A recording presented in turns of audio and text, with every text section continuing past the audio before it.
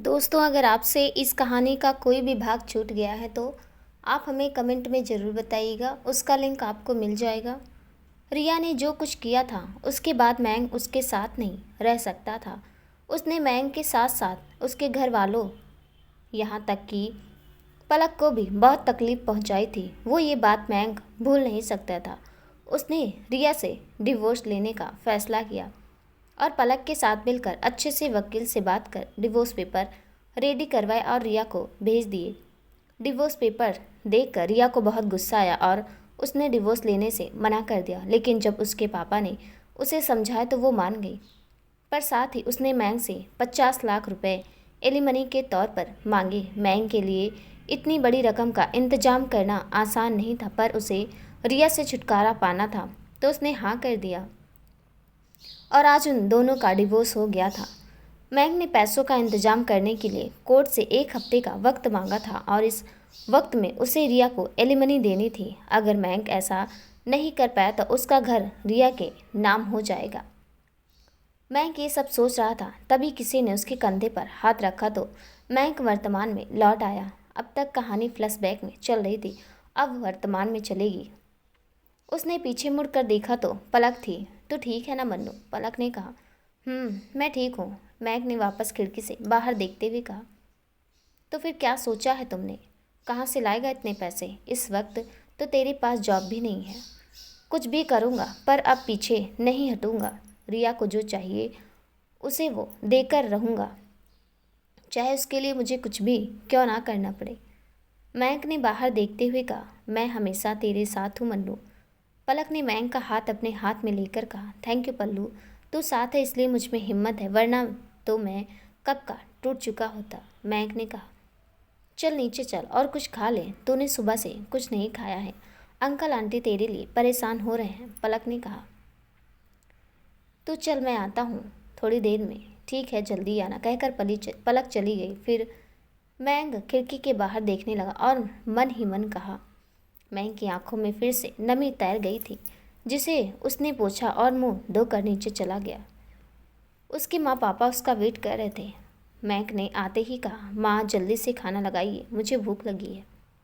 मैंग की माँ ने उसके पापा की तरफ देखा तो उन्होंने पलकें झपका दी। मैंग की माँ ने मैंग को खाना परोसा तो मैंग चुपचाप खाने लगा। ये देख उनकी आंखों में आंसू आ गए और उन्होंने मैंग के सर पर हाथ फेरा तो मैंग के हाथ रुक गए। उसने उनकी तरफ देखा तो उनकी आंखों में आंसू देख मैंग की भी आंखें भर आई और वो उनसे लिपट गया। आई एम सॉरी माँ, आई एम सॉरी। ये सब कुछ मेरी वजह से हुआ है। ना मैं रिया से शादी करता और ना आज ये सब कुछ होता। नहीं बेटा, कुछ मत बोल, तूने कुछ नहीं किया है। वो लड़की तेरे लायक ही नहीं थी। अच्छा हुआ जो उससे तेरा पीछा छूट गया। हमें तो खुशी इस बात की है कि हमारा बेटा हमारे पास वापस आ गया। हाँ बेटा, जो होता है अच्छे के लिए ही होता है। भूल जा सब जो भी हुआ, अब सब ठीक है। मैंग के पापा ने कहा। नहीं पापा, कुछ भी ठीक नहीं है। मेरा रिया से डिवोर्स तो हो गया है, पर जब तक मैं उसे एलिमनी नहीं दे दूंगा उसे उससे पीछा नहीं छूटेगा। मैंग ने कहा। सब हो जाएगा, हम सब है ना कुछ कर लेंगे और जल्दी ही रिया को उसकी एलिमनी देकर उसे तेरी ज़िंदगी से हमेशा हमेशा के लिए बाहर कर देंगे। तू परेशान मत हो, मैंग के पापा ने कहा तो उसे थोड़ी हिम्मत मिली। मैंग रिया को एलिमनी देने के लिए हर कोशिश करने लगा। उसके पास जितनी सेविंग थी उसने सब लगा दी, पर फिर भी वो उतने पैसे इकट्ठे नहीं कर पाया। पलक ने भी बहुत कोशिश की, हर जगह बात की, लेकिन कोई भी उनकी मदद को तैयार नहीं था। देखते ही देखते 1 हफ्ता बीत गया। कोर्ट ने से जो मोहलत मिली थी, आज उसका आखिरी दिन था। मैंग और उसके घर वाले सुबह से परेशान थे कि तभी रिया वहाँ कुछ लोगों को लेकर आई। मैंग ने उसे देखा तो उसे बहुत गुस्सा आया। क्यों आई हो यहाँ? मैंग ने गुस्से से पूछा। शायद तुम भूल रहे हो मैंग कि आज कोर्ट की आखिरी तारीख है और आज तुम्हें मुझे पैसे देने हैं, तो लाओ मेरे पैसे, रिया ने कहा। तुम्हें तुम्हारे पैसे मिल जाएंगे, अभी जाओ यहाँ से, मैंग ने गुस्से से कहा। मुझे पैसे अभी और इसी वक्त चाहिए। या तो मुझे पैसे दो या तो इस घर से बाहर निकलो, क्योंकि मेरे पास कोर्ट के ऑर्डर हैं कि अगर तुमने आज मुझे पैसे नहीं दिए तो ये घर मेरे नाम पर हो जाएगा और मुझे मेरे घर में बेकार के लोग नहीं चाहिए, रिया ने कहा। रिया ने कहा तो मयंक को बहुत गुस्सा आया। मुझे आज शाम तक का वक्त दो, तुम्हें तुम्हारे पैसे सारे मिल जाएंगे। सॉरी मयंक, पर इस वक्त मैं तरस खाने के मूड में बिल्कुल भी नहीं हूँ, क्योंकि तुमने रिया चतुर्वेदी से पंगा लिया है, उसकी सज़ा तो तुम्हें भुगतनी ही पड़ेगी। खड़े खड़े देख क्या रहे हो, सारा सामान उठाकर बाहर फेंको और निकालो इन्हें बाहर। रिया ने उसके साथ आए आदमियों से कहा तो वो लोग आगे बढ़े। वहीं रुक जाओ, मैग ने तेज आवाज़ में कहा तो वो लोग रुक गए। तुम ऐसा नहीं कर सकती रिया, मैंने कहा ना, मैं शाम तक तुम्हें पैसे दे दूंगा। ये सब करने की कोई ज़रूरत नहीं है तुम्हें, मैंग ने कहा। मैं क्या कर सकती हूँ ये तुमने अभी देखा कहाँ है मैंग, कहा ना बर्बाद कर दूंगी तुम्हें, कहीं का नहीं छोड़ूंगी, ना तुम्हारे पास तुम्हारा घर रहेगा और ना कुछ और। मैंग ने रिया ने मैंग के पास आकर धीरे से कहा, फिर जोर से उन लोगों से कहा, तुम्हें तमाशा देखने के लिए पैसे दिए हैं मैंने, काम करो अपना। रिया ने कहा तो वो लोग मैंग के घर का सामान बाहर फेंकने लगे। मैंग ने उन्हें रोकने की बहुत कोशिश की लेकिन कुछ नहीं कर पाया। रिया रिया ऐसा मत करो, हम कहाँ जाएंगे, एक ये घर ही तो बचा है हमारे पास, इसे हमसे मत छीनो, हमारा कुछ तो रिश्ता था, उसी रिश्ते की खातिर प्लीज़ ऐसा मत करो। मैंग की माँ ने रोते हुए कहा। रिश्ता? किस रिश्ते की बात कर रही हैं आप सासू माँ, शायद आपको याद नहीं है तो मैं बता दूँ, ये रिश्ते आपके लाडले बेटे ने खुद तोड़ा है, और जब रिश्ता ही नहीं बचा तो किसका लिहाज करूँ मैं, रिया ने बेशर्मी से कहा। मैंग की माँ फिर उसे समझाने लगी तो मैंग ने आकर उन्हें अपने गले लगा लिया। नहीं, मैं इससे कुछ भी कहने की ज़रूरत नहीं है, जिसे रिश्तों का मतलब भी पता ना हो वो आपकी क्या समझेगी। मैंग ने रिया की तरफ देख कर कहा तो रिया ने मुंह फेर लिया। वो आदमी एक एक कर सारा सामान बाहर फेंकने लगा। तभी एक आदमी ने दीवार पर लगी फैमिली फ़ोटो हटाई। वो फ़ोटो रिया ने ले ली और कुछ देर उसे देखा, फिर उसे बाहर फेंकने लगी तो मैंग की माँ ने उसे रोकना चाहा। छीना झपटी में रिया ने उन्हें धक्का दे दिया। मैंग चिल्ला और उनकी तरफ दौड़ा। वो नीचे गिरती तभी किसी ने आकर उन्हें थाम लिया। उन्होंने देखा तो वो पलक थी। मैंग ने आकर अपनी माँ को संभाला और ले जाकर एक तरफ बिठा दिया। ओहो, तुम भी आ गई। वैसे वही मैं सोचूं कि तुम्हारे दोस्त का घर छीन रहा है और अब तक तुम आई कैसे नहीं, रिया ने कहा। रिया की बात सुन पलक ने अपनी आंखें पल भर को बंद की, फिर रिया की तरफ घूमी और कुछ देर उसकी तरफ देखती रही। क्या ऐसे क्या देख रही हो, पहले कभी नहीं देखा क्या मुझे, रिया ने जैसे ही कहा पलक ने खींचकर उसे एक थप्पड़ मारा।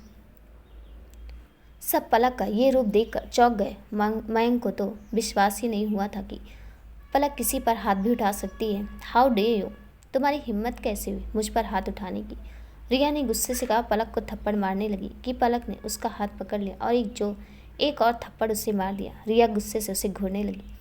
आज तक तुम्हारी हर बदतमीजी बर्दाश्त की है क्योंकि तुम मन्नू की पत्नी थी, लेकिन अब तुम्हारा मन्नू से कोई रिश्ता नहीं है, तो अब से कुछ भी करने से पहले 100 बार सोच लेना। पहले ही इतना नीचे गिर चुकी हो रिया, और कितना गिरोगी। आज जो हरकत तुमने आंटी के साथ की है, अगर दोबारा करने की कोशिश भी की तो आज तो सिर्फ हाथ उठाए, अगली बार हाथ तोड़कर दूसरे हाथ में दे दूंगी, और इसे सिर्फ धमकी मत समझना। पलक ने गुस्से से कहा और जाने लगे। फिर रुककर एक बैग उठाया और रिया के हाथ में थमाते हुए कहा, और ये तुम्हारे पैसे गिन लो, पूरे 50 हैं, 50 लाख हैं। अब अपने इन भाड़े के गुंडे को लो और निकलो, दफ़ा हो जाओ यहाँ से, पलक ने गुस्से से कहा। पलक को पैसे देते देख मैं उसके पास आया। पल्लू, ये पैसे तुम कहाँ से, कि पलक ने उसे रोक दिया। हम बाद में बात करेंगे मन्नू। फिर रिया की तरफ देखकर, तुम अभी तक बेशर्मों की तरह खड़ी हो, खुद से जाओ या धक्के देकर निकालो, पलक ने कहा। तो रिया ने गुस्से से कहा, ये तुमने अच्छा नहीं किया पलक, ये थप्पड़ तुम्हें बहुत भारी पड़ेगा, बहुत पछताओगी तुम, कहकर रिया वहाँ से चली गई। रिया चली गई तो फिर मैंग ने कहा, पल्लू ये सब क्या है, तुम इतने पैसे लाई कहाँ से, और तुमने मुझे कुछ बताया भी नहीं। मन्नू, बाद में बात करते हैं ना, चलो पहले ये सब समेटते हैं, आओ, कहकर पलक आगे बढ़ी और सामान समेटने लगी। मैं कुछ देर उसे देखता रहा, फिर वो भी उसकी मदद करने लगा। मैंक और पलक के माँ पापा भी उनकी मदद करने लगे। कुछ ही देर में सब कुछ पहले की तरह हो गया। तुम्हारा बहुत बहुत धन्यवाद पलक बेटा, जो तुम सही समय पर पैसे ले आई, वरना आज हमसे ये छत भी छीन जाती, मैंक की माँ ने कहा। मेरे होते ऐसा कैसे हो सकता था आंटी, आप फिक्र मत कीजिए, अब कोई भी आपसे ये घर तो क्या, इस घर की एक चीज़ भी छीन नहीं सकता, पलक ने कहा। मैंक उसके पास आया और उसकी बाजू पकड़ कर कहा, बहुत हो गया पल्लू, अब साफ साफ बता, इतने पैसे तू लाई कहाँ से? पलक ने बैंक की तरफ देखा और कहा, फिक्र मत कर, बैंक नहीं लूटा है, पापा के एक मिलने वाले हैं, उन्हें उधार लिए हैं। और हाँ, ये सारे पैसे तुझे ही लौटाने हैं वापस। तू सच कह रही है ना? मयंक ने कहा। और नहीं तो क्या, झूठ बोल रही हूँ? तो ही बता, और इतने पैसे मैं कहाँ से लाऊंगी? मेरे पास इतने पैसे थोड़ी थे जो मैं वो ले आऊँगी। पलक ने कहा, पर उन्होंने बिना किसी शर्त के तो पैसे दिए नहीं होंगे, कुछ तो शर्त रखी होगी ना? मयंक ने कहा, तू भी कितने सवाल करता है मन्नू, मैंने कहा ना पापा के दोस्त हैं, तो पापा के भरोसे पर उन्होंने पैसे दिए हैं। तुझे मुझ पर यकीन नहीं है तो पापा से पूछ ले। पापा आप बताइए ना इसे, पलक ने कहा। हाँ बेटा, पलक ठीक कह रही है। पापा ने पलक की तरफ देखते हुए कहा, थैंक यू अंकल, आज आपने मेरी बहुत बड़ी हेल्प की है। आप अपने दोस्त से कह दीजिएगा कि मैं जल्दी से जल्द उनके सारे पैसे लौटा दूंगा। मयंक ने कहा, ठीक है बेटा, पलक के पापा ने कहा। और तुझे भी थैंक यू पल्लू, आज तू टाइम पर पैसे लेकर नहीं आती तो पता नहीं क्या करता। मयंक ने पलक का हाथ पकड़ कर कहा, तुझे थैंक यू बोलने की ज़रूरत नहीं है, दोस्त हो तुम्हारी, अगर तुम्हारे बुरे वक्त में तुम्हें काम नहीं आऊँगी तो फ़ोन कौन आएगा? पलक ने कहा तो मयंक उसके गले लग गया। तो दुनिया की सबसे अच्छी दोस्त है पल्लू, आई लव यू। मयंक ने जैसे ही कहा, पलक का दिल जोरों से धड़क उठा। रिया मयंक और उसकी फैमिली को घर से निकालने लगी थी, लेकिन सही वक्त पर पलक ने आकर रिया को पैसे दिए और उस घर को बचा लिया। मयंक पलक के गले लग गया। तो दुनिया की सबसे अच्छी दोस्त है पल्लू, आई लव यू। मयंक ने जैसे ही कहा, पलक का दिल जोर से धड़क उठा। मयंक की बात सुन मयंक के और पलक के माँ पापा हैरानी से एक दूसरे को देखने लगे। पलक मयंक से अलग हुई और कहा, मन्नू तू ये क्या बोल रहा है? मयंक का ध्यान अपनी बात पर गया तो उसने कहा, वो वाला आई लव यू नहीं, दोस्त वाला। क्या एक दोस्त दूसरे दोस्त से प्यार नहीं करता? तू भी तो मुझसे प्यार करती है ना? मयंक ने कहा। तो पलक ने हैरानी से उसे देखा। अरे दोस्त वाला, मयंक ने कहा। तो पलक ने हाँ में गर्दन हिला दी। मयंक की बात सुन सब लोग फिर निराश हो गए। कुछ देर बाद पलक और उसके माँ पापा अपने घर चले गए। रात का समय। तूने मयंक से झूठ क्यों बोला पलक कि ये पैसे मेरे दोस्त ने दिए हैं, जबकि सच तो ये है कि ये पैसे हमने तेरी शादी के लिए जमा किए थे और तूने वो एफडी उड़ा दी? पलक के पापा ने कहा। तो और क्या करती पापा, अगर मैं उसे बताती कि ये पैसे मेरी शादी के लिए जमा किए थे वो है तो मन्नू ये पैसे कभी नहीं लेता, और उस वक्त उसे इन पैसों की सबसे ज़्यादा ज़रूरत थी। अगर मैं टाइम पर ये पैसे लेकर नहीं जाती तो आज मन्नू के सर से वो छत घर छीन जाता। आप ही बताइए कैसे देख पाती मैं उसे उस हालत में? पलक ने कहा। जब इतना प्यार करती उससे तो बता क्यों नहीं देती उसे? कब तक उससे ये बात छिपाएगी? बचपन से चाहती है उसे, तो एक बार उससे बात करके तो देख, शायद वो समझे तेरे प्यार को। अब तो रिया से भी उसका डिवोर्स हो चुका है, अब तो बता दे बेटा। कैसे बताऊं पापा, जबकि मैं अच्छे से जानती हूँ कि मुझे सिर्फ अपना दोस्त समझता है। आपने देखा ना आज उसने क्या कहा था, वो मुझसे प्यार करता है लेकिन सिर्फ एक दोस्त की तरह। तो कैसे कह दूँ उससे कि मैं उससे सिर्फ दोस्त की तरह प्यार नहीं करती बल्कि उसे अपना सब कुछ मानती हूँ। डर लगता है पापा, कहीं ये बात उसे बताकर उसकी दोस्ती भी ना खो दूँ। अगर ऐसा हुआ तो मैं जी नहीं पाऊँगी पापा। कम से कम अभी मुझे ये तसल्ली तो है कि वो मेरा दोस्त है और मेरे साथ है। कहते पलक की आंखें नम हो गई। ये कैसा प्यार है तेरा बेटा? ना तू उसे बताना चाहती और ना ही अपनी लाइफ में आगे बढ़ना चाहती है। ऐसे कब तक चलेगा? अगर मयंक नहीं तो कभी तो किसी और से शादी करनी ही पड़ेगी ना तुझे। पलक की माँ ने कहा, क्या शादी करना इतना ज़रूरी है माँ? क्या मैं आप लोगों पर बोझ बन गई हूँ जो आप मुझे खुद से दूर करना चाहते हैं? ये कैसी बातें कर रही है तो बेटा? बेटियाँ कभी अपने माँ बाप पर बोझ नहीं होती बल्कि वो तो घर की लक्ष्मी होती हैं। हम तो तेरे बारे में कभी ऐसा सोच भी नहीं सकते। पलक के पापा ने कहा। तो फिर क्यों जिद करते हैं मुझसे बार बार शादी के लिए? आपके कहने पर करने वाली थी ना मैं शादी। क्या हुआ फिर? जिससे शादी होने वाली थी वो तो जानवर निकला। मैं मन्नू के अलावा किसी और के बारे में नहीं सोच सकती पापा, चाहे मुझे पूरी ज़िंदगी उसका इंतज़ार करना पड़े, मैं उसकी दोस्ती में ही खुश हूँ, पलक ने कहा और उठकर चली गई। उसके पापा उसे जाते हुए देखते रहे। धीरे धीरे वक्त आगे बढ़ रहा था। मैंग भी हर कोशिश कर रहा था कि उसे अच्छी सी जॉब मिल सके ताकि वो रिया को मुंह तोड़ जवाब दे सके। इधर रिया अपनी बेइज्जती का बदला लेने के लिए बौखलाई हुई थी और इस बार उसका टारगेट मैंग नहीं बल्कि पलक थी। उसने कुछ गुंडे को हायर किया और पलक की फ़ोटो दिखाकर उसे किडनैप करने को कहा और साथ ही उसके साथ ऐसा कुछ करने को कहा कि वो किसी को मुंह दिखाने लायक न रहे।